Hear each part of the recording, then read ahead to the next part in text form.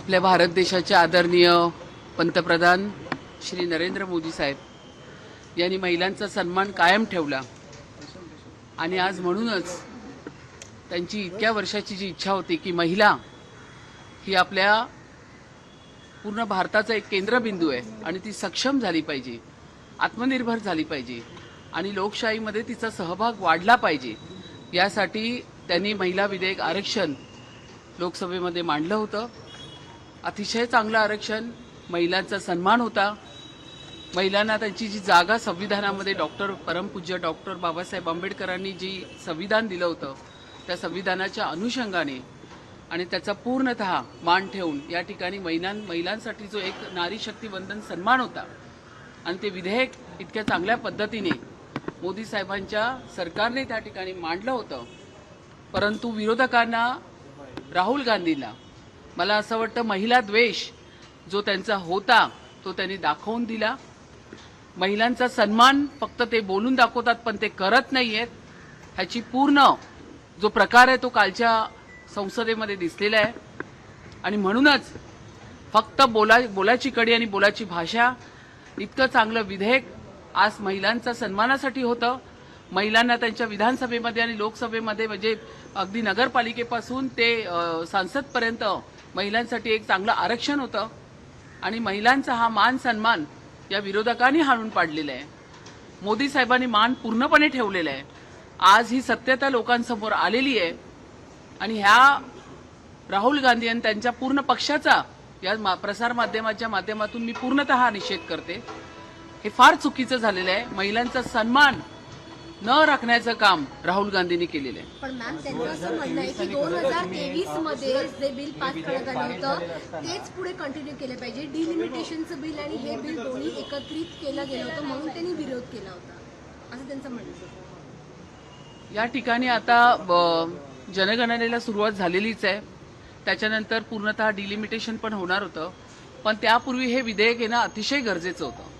हे पहा, मी तुम्हाला आत्ताच थोड्या दिवसापूर्वीच मला वाटतं खासदार वर्षा गायकवाड त्यांनी पण स्टेटमेंट केलं। ह्यांची सुरुवात आधीपासूनच झाली होती।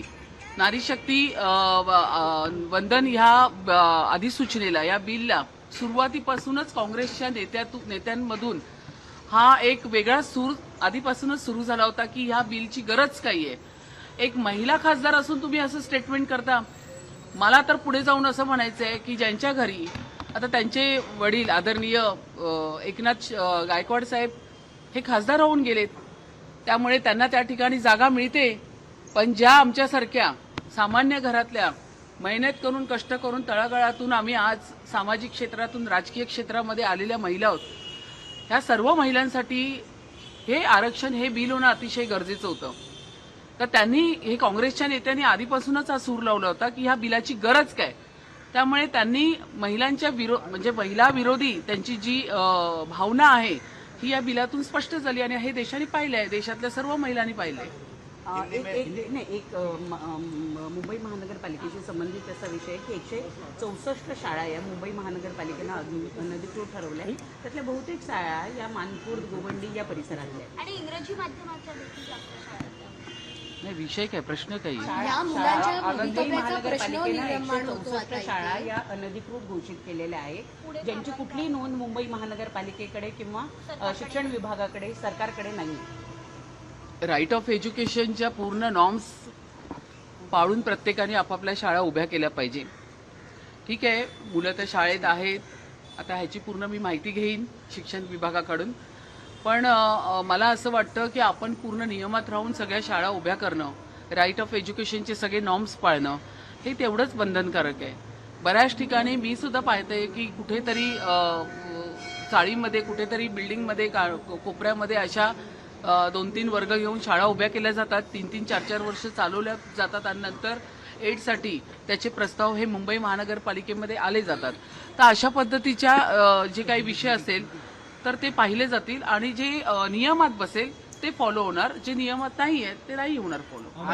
या मुलांच्या भवितव्याचा प्रश्न निर्माण होतो कारण का अनेक पालक फीस देखील भरलेल्या आहेत, तर मग या मुलांना लक्षात घ्या, ह्युमॅनिटी ग्राउंडवरती सगळ्या गोष्टी पाहिल्या जाणार। पण जर त्यांनी आम्ही जर पालिकेकडनं जर त्यांना अशा पद्धतीने नोटीस दिली असेल तर त्यांनी सगळे नियम पाळून सगळे नॉर्म्स स्वीकारून त्या पद्धतीने शाळा चालवणं अपेक्षित आहे आणि जे अपेक्षित आहे ते करावंच लागेल. कारण एक लक्षात घ्या 2014 पासून अगदी पारदर्शक सरकार या ठिकाणी आलेले आहे. आम्ही कोणालाच या ठिकाणी नुकसान होईल अशा पद्धतीची कुठली भावना नाही आहे, पण सगळं नियमात बसावं ही नक्कीच भावना आहे. आज राजापूर मॅरेथॉनचं सुद्धा आयोजन करण्यात आलं होतं, महिला रन होतं, पण ते सुद्धा रद्द करण्यात नाही, आलं. आनंद होता भारतीय जनता पक्षामध्ये. आज सर्वोच्च नेता भारताचे पंतप्रधान आदरणीय नरेंद्र मोदीजी, आदरणीय देवेंद्र फडणवीसजी, सर्व आम्ही महिला, मी स्वतः महापौर म्हणून सगळ्या आमदार, चित्राताई वागतर, प्रत्येक बड्या म्हणजे किशोरी ताई पेडणेकर असतील, सगळ्यांच्या घरी जाऊन विधेयक पास करा म्हणून त्यांनी त्या ठिकाणी प्रत्येक ठिकाणी सांगितलं पण होतं. अशा पद्धतीचं चांगलं वातावरण असताना ही मॅरेथॉन होती. आज रन फॉर नारी होता. हा इतका सुंदर कार्यक्रम म्हणजे काय, येणाऱ्या काळामध्ये मातृशक्ती ही अशीच वेगाने पुढे गेली पाहिजे, हाच तर त्याचा उद्देश होता. पण ह्या पद्धतीने जे बिल नामंजूर झालंय तर तो एक रोष तर असणारच.